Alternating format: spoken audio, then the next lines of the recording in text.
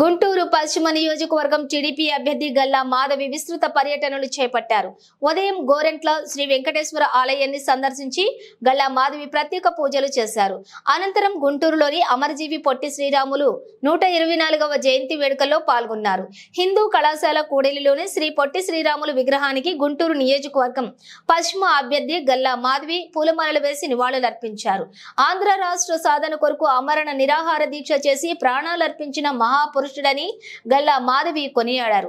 తన పర్యటనలోని భాగంగా గుంటూరు నగర అధ్యక్షుడు డేగల ప్రభాకర్ ను గల్లా మాధవి కలిశారు. ఈ సందర్భంగా డేగల ప్రభాకర్ మాట్లాడుతూ వచ్చే ఎన్నికల్లో తన వంతుగా సహాయ సహకారాలను అందిస్తామన్నారు. తదనంతరం టీడీపీ సీనియర్ నేత మాజీ మంత్రి ఆలపాటి రాజేంద్ర ప్రసాద్ ను టీడీపీ అభ్యర్థి గల్లా మాధవి కలిశారు.